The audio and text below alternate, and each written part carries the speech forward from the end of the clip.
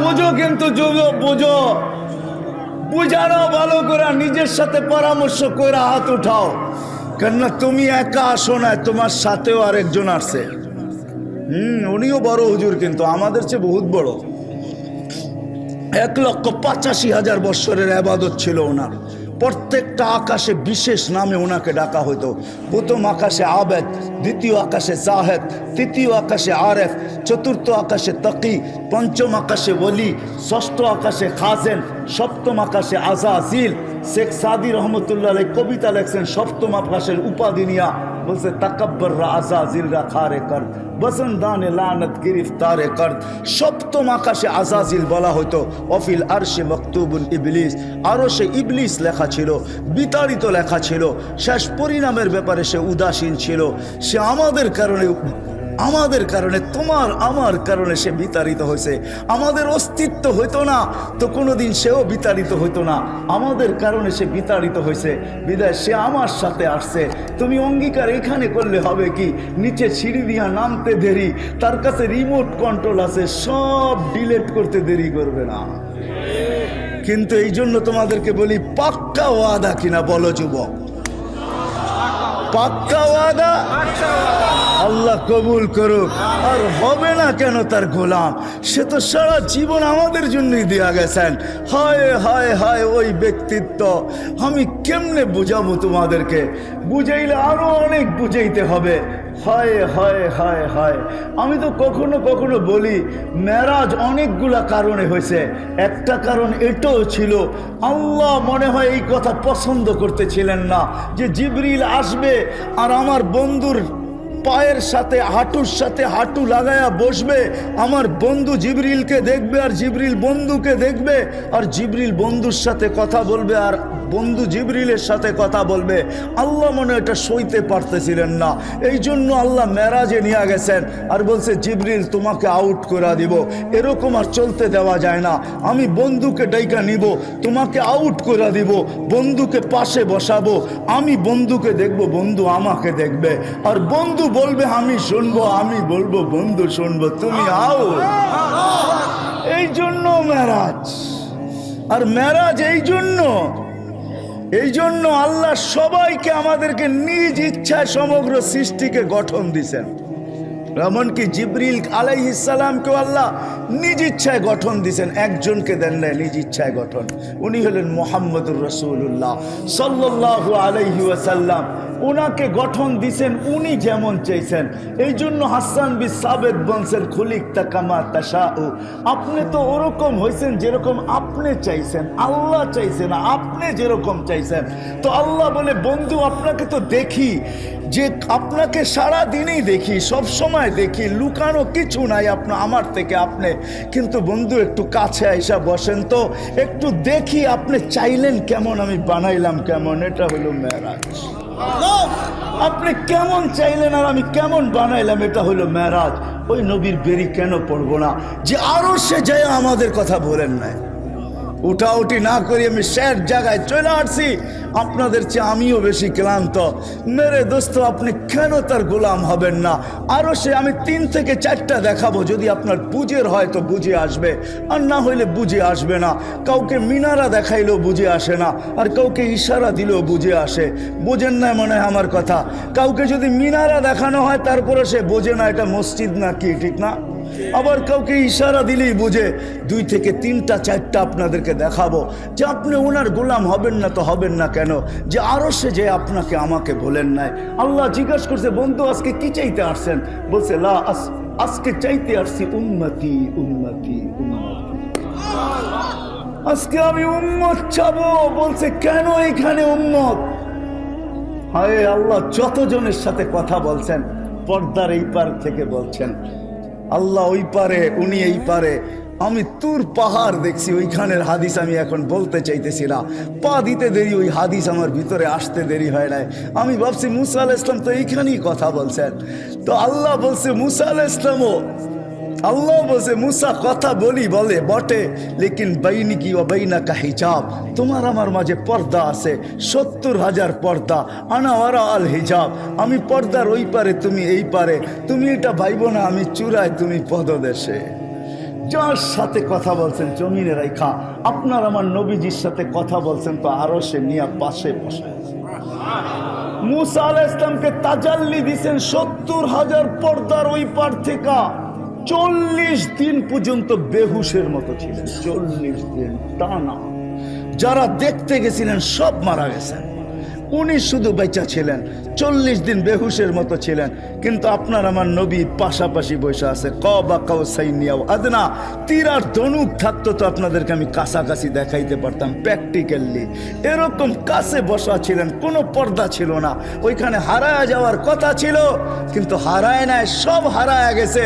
না হাসানের কথা, না হোসাইনের কথা, না আলীর কথা, না ফাতেমার কথা। অথচ হাসান হুসেন কলিজার টুকরা একদিন দুই নাতি আইসা পাশে বসা, দুইজনে দুই রানের ভিতরে বসা গেছে আর বলতেছে, নানা যান আপনি উত্তম না আমরা দুইজন? তো নানায় বইলা দিছে ফট করে, আমি উত্তম। দুইজনে বাস হাসতে হাসতে কুটা কুটা। আল্লাহ রসুল বলে, এত হাসো কেন? কয় জবাব হয় নাই। কয় মানি? কয় জবাব হয় নাই। কয় মানি? আমরা দুইজন উত্তম। কয় কি কইরা? কয় বলেন আমাদের আব্বাকে। কয় বলো তো। আব্বার পরিচয় দিয়া বলতেছে, আবু কালাইসা বিশাই, আপনার আব্বা তো আমাকে আব্বার সামনে কিছুই না। আমাকে আম্মা জানরে চিনেন? তো বলছে আম্মাজানকে। তো আম্মাজানের পরিচয় দিয়ে বলতেছে, উম্মু কালাইসা বিশাই, আপনার মা তো আমার মার সামনে কিছুই না। আমাকে নানা জানরে চিনেন?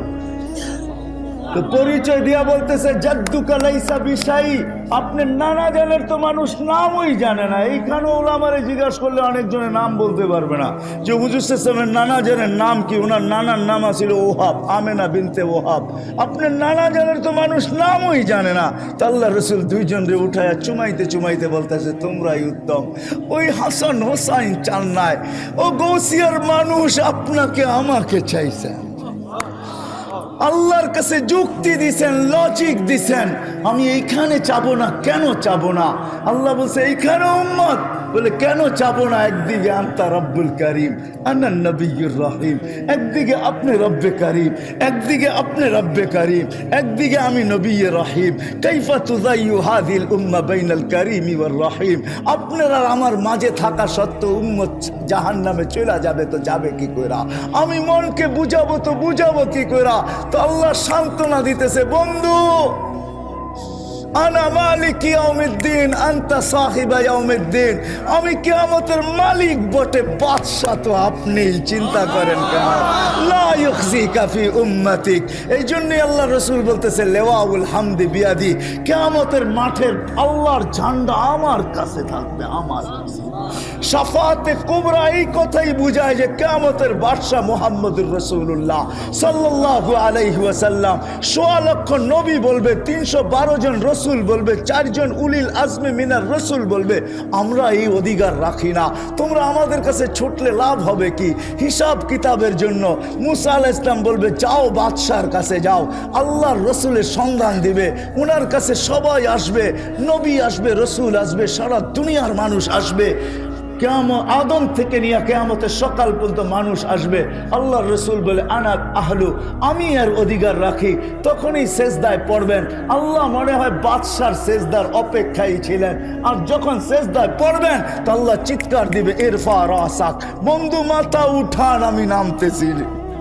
অপেক্ষাই তো ছিলাম যে আপনি চাইবেন কবে, আমি আসব কবে। নামান, উঠান মাথা। যে কিয়ামতের মাঠের বাদশা হয় কিয়ামতের মাঠে যাবে, কিন্তু নিজের মাকামে বসবে না, হয় মাকামে মাহমুদের চেয়ারে বসবে না, শুধু হাত রেখা দাঁড়ায় থাকবে। আল্লাহ বলবে, বসেন না কেন? বলে, বসলে আমাকে বসায় আমার উম্মতকে পুলসেরাত পার করায় দিতে চাইতেছেন। আমি বসবো না। আমি বসলে উম্মতের জন্য 3 জায়গায় ছুটবে কে হাউজে কাউসার নিজের হাতে উঠায়া ঠোঁটে লাগায়া পান করায়া দিবে, কে মিজানের কাছে দৌড়ায়া যাবে। পাল্লা যদি সামনে না ঝুঁকতে চায় তো আপনি না আমাকে ওয়াদা করছেন, সাউফা ইউতিকা রাব্বুকা ফাতারদা। আমি না ওই সময় কসম খাইছি, লান আরদা হাত্তা ইয়াকুনা ওয়াহিদ মিন উম্মতি ফিন্নার। আমার একজন উম্মত জাহান্নামে থাকা পর্যন্ত আমি আপনার উপরে রাজি হব না। আমি মিজানের পাল্লায় দৌড়াবো, সামনে যদি পাল্লা না ঝুঁকে তো হাত উঠায়া ঝুঁকায় দিব। পুলসেরাতের পাশে দৌড়াবো, পার যদি না হইতে পারে তাহলে দুরুদের গাঠটি মাথায় দিয়ে আমি পার করায় দিব। আমি এইখানে বসবো না। এটা হলো দ্বিতীয় জায়গা যে আরো সে যায় বলে নাই, কিয়ামতের মাঠে বলবে না। যখন দুনিয়ার থেকে বিদায় নিতেছিলেন, মালাকুল মউত বুকে হাত রাখা অবস্থায় জিবরিল বারবার বলতেছে আল্লাহু ইয়ান্তাযিরুক, আল্লাহ আপনার অপেক্ষায় আছে, আনতা ইলা রফিকিল আলা। তখনও চোখে পানি। যা নয়টা ফ্যামিলি ছিল, কারো ঘরে খাওয়া ছিল না, নিজেও ক্ষুধার্ত ছিল। আম্মা জান আয়েশা রাদিয়াল্লাহু তাআলা আনহা চিত্র তুলে ধরছেন যে আমাদের ঘরে বাতি জ্বালানোর মতো তেল ছিল না, যদি থাকতো তো খিদা নিবারণের জন্য এটাকে পান করে নিতাম।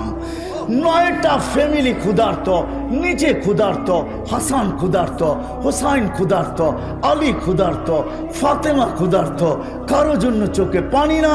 জিবরিল জিজ্ঞাসা চোখে পানি তো পানি কেন? বলছে ফামান লিবাদি লি উম্মতি, আমার পরে আমার উম্মতকে কে দেখা রাখবে? লানত আমাদের জিন্দেগির উপরে। ও বাংলার মানুষ, আমি বুঝাবো তো বুঝাবো কেন? কিভাবে আমি বুঝাবো? আল্লাহ যদি আমাকে পাওয়ার দিতেন তো আপনাদের বুক ফাইরা আমি ঢুকায় দিতাম। ওই পাওয়ার আল্লাহ আমাকে দেন। যে নবী দুনিয়ার থেকে যাওয়ার সময় চোখে পানি নিয়ে যাইতেছে আর চিৎকার দিতেছে ফামান লিবাদি লি উম্মতি, আমার পরে উম্মতকে কে দেখা রাখবে? তো আল্লাহ সান্ত্বনা দিতেছেন, জিবরিলকে পাঠায় বলতেছে বন্ধুকে বইলা দাও লা আতরুকু উম্মতাকা ওয়াহদা ওয়ালা আতরুকু উম্মতাকা ফারদা, আপনার উম্মতকে আমি একা ছাড়বো না, আমি আছি, আমি আছি, আমি আছি। হয় ওলামা বুঝবে কি বুঝবে না আমি জানি না, আপনারা বুঝবেন কি আমি বুঝবেন জানি না। প্রতি জুমা ওলামারা খুতবার ভিতরে পড়ে ইন্নাল্লাহা ওয়া মালাইকাতাহু ইউসাল্লুনা আলান নবী ইয়া আইয়ুহাল্লাযীনা আমানু সাল্লু আলাইহি ওয়া সাল্লিমু তাসলিমা। আমি এইখানে আল্লাহকে প্রশ্ন করতে চাই, আল্লাহ আমাদেরকে দুরূদ পড়তে বলতেছেন, আমরা তো একদিন মরা যাব, তাইলে তো আপনার বন্ধুর দুরূদ শেষ হয়ে যাবে। তো আল্লাহ বলতেছে ফেরেশতা পড়বে। আমি যদি বলি আল্লাহ ফেরেশতাও তো মারা যাবে, মালাকুল মউত মরবে, তো আপনার বন্ধুর দুরূদ শেষ হয়ে যাবে না? এই জন্য আল্লাহ শুরু করছে নিজের থেকে ইন্নাল্লাহা। আল্লাহ এই প্রশ্নের জবাব আগেই দিয়ে দিয়েছেন, মানুষ তুই মারা যাবি, দুরূদ বন্ধ হবে না। ফেরেশতা করবে, ফেরেশতা মারা যাবে, দুরূদ বন্ধ হবে না। আমি আল্লাহ বন্ধুর দুরূদ বন্ধ হতে দিব না, আমি আল্লাহ করতে দিব। ওই হাস্তি আমাদের ভিতরে পাঠাইছেন যে যাওয়ার সময় আমাদের জন্য চোখে পানি।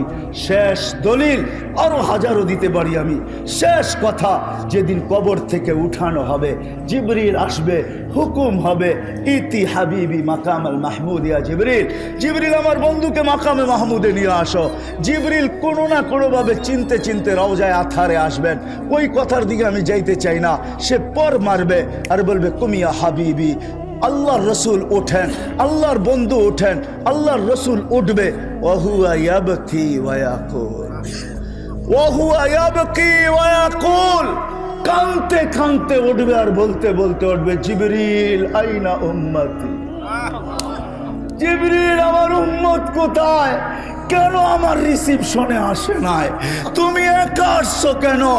আওয়াসালা ইলা শাফির জাহান্নাম, আমার উম্মত কি পুলসিরাত পার হয়ে গেছে না কিনারে পড়ে আছে? জিবরিল কসম খায়া বললেন ইজ্জতি ওয়া জালালি, আল্লাহর ইজ্জত আর জালালের কসম, মা শাক্কাল আরদা আহাদুন ইল্লা আনতা, আপনি ব্যতীত জমিনের উপরে কেউ ওঠে নাই। এই জন্য আমি উম্মত এখনো ওঠে নাই। ও মেরে দোস্ত, আসেন, আল্লাহ আসান করছে। ওই নবীর গোলাম হয়ে গেলে আল্লাহর গোলামি মেনে নেওয়া হবে। ওই নবীর গোলাম হইতে দেরি, যেটা প্রতি নামাজের ভিতরে ইমামের মাধ্যমে চাই আর ডাইরেক্ট চাই, ওই হেদায়েতের মালা পড়াইতে আল্লাহ দেরি করবে না। আসেন ওই নবীর গোলামি আজকের থেকে জিন্দেগি আমরা গ্রহণ করি, লাইফ স্টাইল গ্রহণ করি। গাউসিয়ার মানুষ রাগ হয়েন না, আমাকে লাইফ স্টাইল আপনারা বুঝায়েন না। আমি তো গত মাসের 23 তারিখে আসছি আমেরিকা থেকে। আমি শাটডাউনের সময় আমেরিকা গেছি, এটা আমার 5ম বার ছিল। আরও 2026 পর্যন্ত আমি যাইতে পারবো। আমার কাছে অ্যাবিলিটিও আছে, ভিসাও আছে, আল্লাহ আমাকে দিয়া রাখছেন। দুনিয়ার কোনো উন্নত দেশ বললেন না যেটার ভিতরে আমি চষি নাই, এরকম কোনো মহাদেশ নাই যেটার ভিতরে আমার পায়ের ছাপ না আছে। অহংকার করে বলতেছি না, লাইফ স্টাইল আমাকে চিনেন না। আমার মতো মানুষের বাংলাদেশে ওয়াজ করতে হয় না। যদি কম্পিউটারের মতো পেন ড্রাইভের ব্যবস্থা থাকতো তাহলে আমি বিরাট বড় এখানে লাগায় দিতাম। আপনারা এটাকে কি বলেন, যে কি বলেন, এটা প্রজেক্টর লাগায়া দিতাম আর পেন ড্রাইভের মতো আমার ব্রেন থেকে খুলে দিতাম, দেখতেন কত হাসি আর কত কান্না। এখানে হাজারো কান্না লুকানো আছে, হাজারো হাসি লুকানো আছে। আমাকে অন্য লাইফ স্টাইল আমাকে চিনাইতে হবে না, রাগ হয় না, পায়ে হাত রাখি। আমি বড় লাইফ স্টাইল ওদেরকে চিনি আর তাদের কান্নাও আমার কাছে সেভ করা আছে। আমি তাদের লাইফ স্টাইলও দেখাবো, তাদের কান্নাও দেখাবো, এখানে সেভ করা আছে। সেভ ওটা অস্ট্রেলিয়া বলেন আর আমেরিকা বলেন, ইউরোপ বলেন আর জাপান বলেন, উন্নত বিশ্ব বলেন আর যেইখানে বলেন আপনি, আমার কাছে হাজারো সেভ করা আছে। প্রতি সফর আমাকে কাদায় আনে, কাদায়া আমি কাঁদতে কাঁদতে আসি। এরকম কোনো সফর নাই। এইবারও আমার সফর শুরু হয়েছে নিউ ইয়র্ক থেকে, শেষ হয়েছে সান ফ্রান্সিসকো। আমি আটলান্টিকের পাড়ের থেকে শুরু করছি, আমি যে প্রশান্তর পাড়ে শেষ করছি, আবার আটলান্টিকের পাড়ে এসে বাংলাদেশে রওনা করছি। আমাকে বুঝাইতে হবে না। আপনারা আমেরিকার কোন সোসাইটির কথা আমাকে বলবেন, যান ওই সোসাইটিকে জিজ্ঞাসা করেন আমাকে চিনে কিনা। যান অস্ট্রেলিয়ার কোন সোসাইটিকে জিজ্ঞাসা করবেন, একে চিনো কিনা, বলবে আর পায়ের দাগ এখানে রয়ে গেছে, আর চোখের পানি রয়ে গেছে, এই আমাদের হাতে পায়ে ধরে গেছে। কিচ্ছু নাই আমার কাছে, আল্লাহকে দেখানোর মতো কিচ্ছু নাই। একটা আছে, আমি একজন আল্লাহ রসুলের, বাস মক্কায় গেল এটাও বলি আমি একজন এসার চিনেন? এসার চিনেন? এসার চিনেন? রিপ্রেজেন্টেটিভ চিনেন? আমি একজন নিজেকে রিপ্রেজেন্টেটিভ ভাবতে চাই, একজন ফেরিওয়ালা ভাবতে চাই। হায় হায়,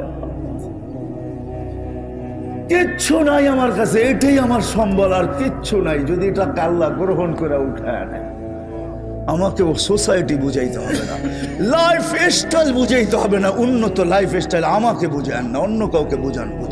যুবক, তোমাদের হাতে পায়ে ধরি, লাইফ স্টাইল দিয়ে কোনোদিন জীবনে সুখ আসবে না। সুখ আসবে মুহাম্মদুর রাসূলুল্লাহর গোলামিতে, সুখ শান্তি আসবে। তুমিও শিখো, গড়ালাদেরকেও শিখাও, বাচ্চাদেরকেও শিখাও। হয় একদিন না, 2 দিন না, 2020-এ আমি যাইতে পারি না প্যান্ডামিকের কারণে, কিন্তু এই বছর গেছি 19-এ, যখন আমি এক এয়ারপোর্ট থেকে বাহির হইতেছিলাম আমেরিকার, তা আমাকে কাদায় দিছে এক মুসলমান বাচ্চা, দাড়ি টুপিওয়ালা দিনদার, মাকে হুইল চেয়ার থেকে যখন রিক্সায় গাড়িতে কোলে করে বসাইতেছিল, পাশেই এক বৃদ্ধা মহিলা দেখে চোখের পানি ঝরাইতেছিল, ইংরেজ। আমি তাকে জিজ্ঞেস করছি, তুই কাঁদিস কেন? বলে, দেখ তার সন্তান তাকে কিরকম বাচ্চার মতো গাড়িতে উঠায়। আমার সন্তান কোথায় হারায় গেছে আমি জানি না।